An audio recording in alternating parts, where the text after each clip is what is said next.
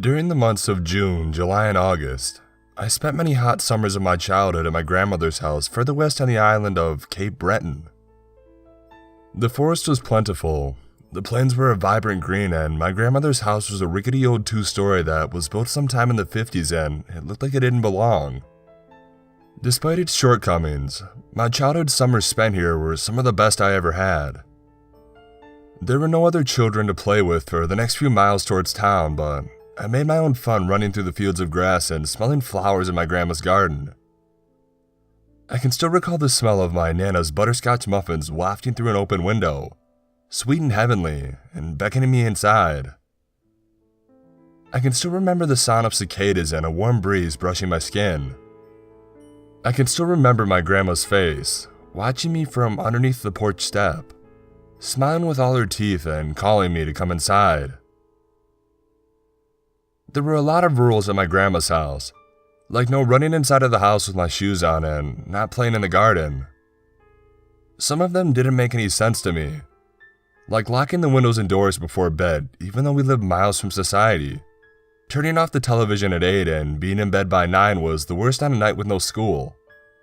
There were even unspoken rules, ones that I didn't ask my grandma about. Things like not sleeping with our arms and legs off the bed. Things like checking the windows and the doors twice. Things like not pulling the shower curtain closed all the way, or hiding under beds and in closets, or pulling the cord to the attic off the nail it was wrapped around. Though some things were odd, my grandma was a very well-liked woman. She was lithe and her hair was long, shining a bright silver that looked like it reflected the moonlight. While she usually kept her hair up in a tight bun, making the frown lines in her face prominent, when her hair was down, she could have been called beautiful. When my grandpa was alive, he would call her a silver fox as once she was young and beautiful and quick-tempered. But she was the only one that could say anything witty and clever to one of my grandpa's quips. Age made her soften herself. Her children made her emotional. My grandpa's passing away made her sad and distant, but never once did I question her love for me. Grandpa spent a lot of time out west, so his visits home were rare, but they were wonderful. My grandma used to say she liked having me around when he was gone during the summertime because it made her feel useful. I guess now that I look back on it, my Nana was just lonely.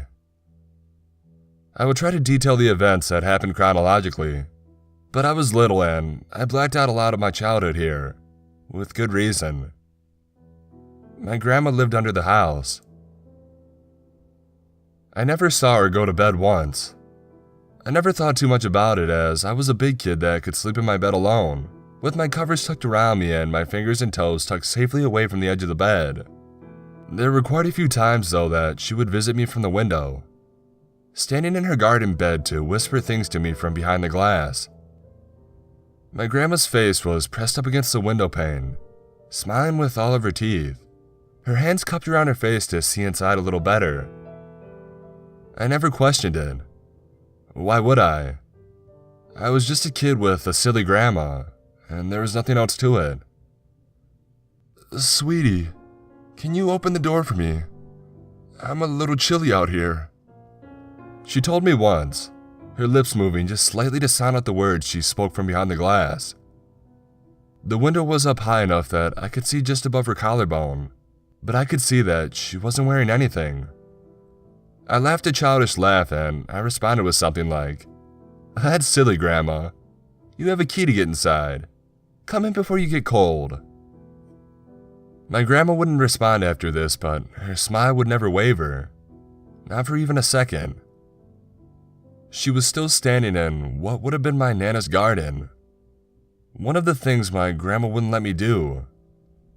Though she wouldn't say anything directly to me, every time I turned away from the window, I could hear her whisper things to me.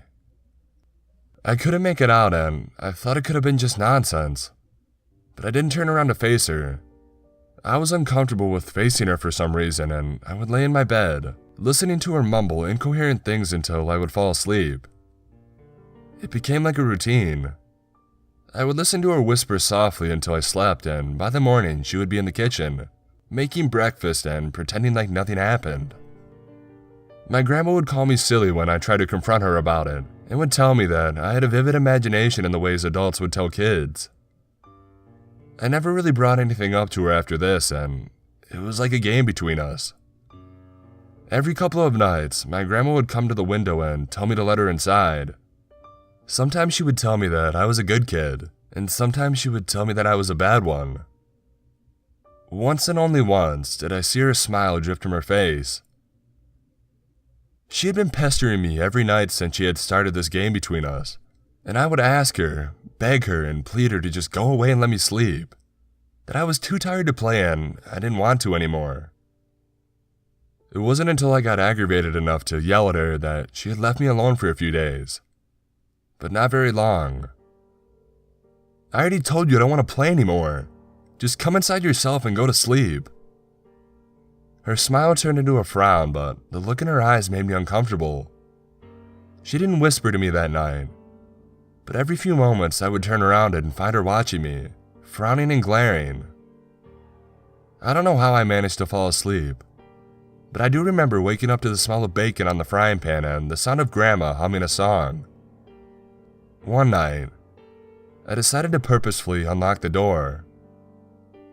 I waited until my Nana went to bed to creep across the cold floor, unhooked the latches from the front door, and I ran to my room to wait underneath the covers for my grandma to finally give the game up.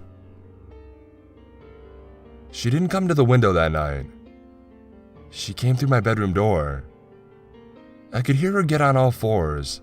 I could hear her shuffle across the floor.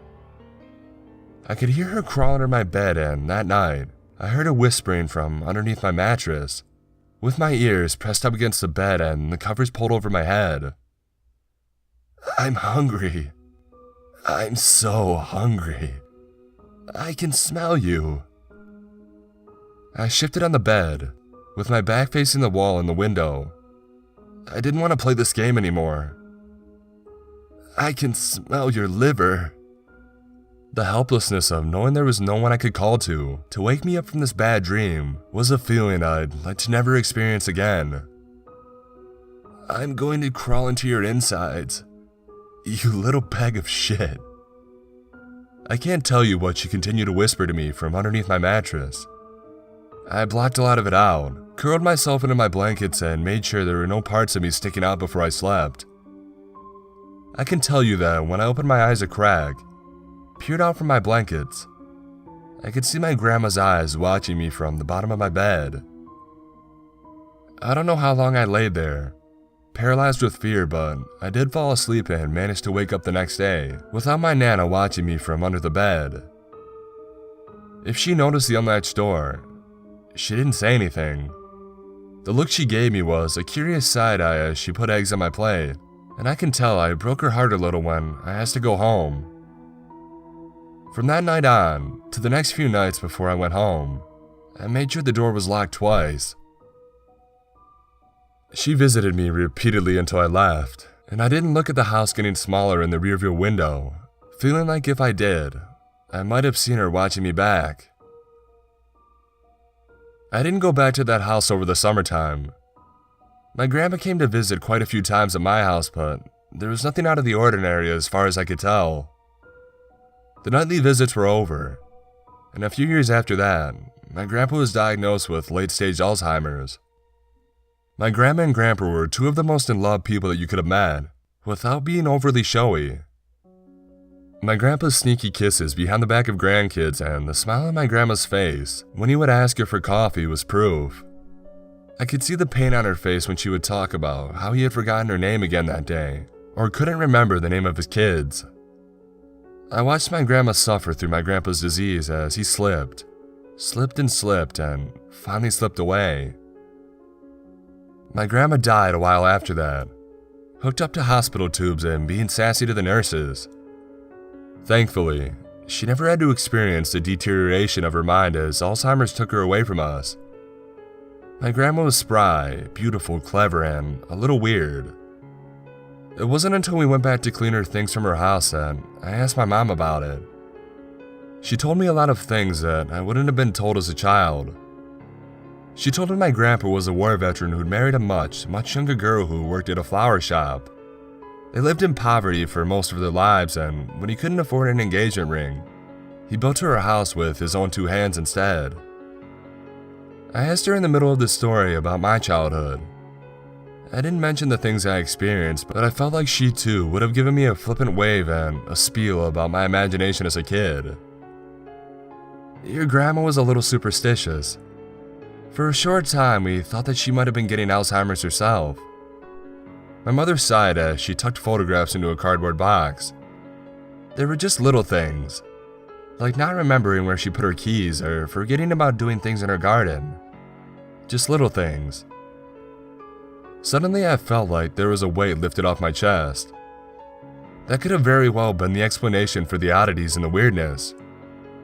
I felt kind of rude saying it out loud myself. My mother got me to help her pack boxes into the back of the car, ready to start moving out her things from the house and let it become an abandoned shack in the middle of nowhere. When we finished packing, I hopped in the passenger seat, lit up a smoke, and looked back to give one final farewell to the place where I spent a lot of time with my favorite grandma in the world. The only thing is, as we were driving back home, why did I see her watching me from underneath the step with a smile on her face and far too many teeth?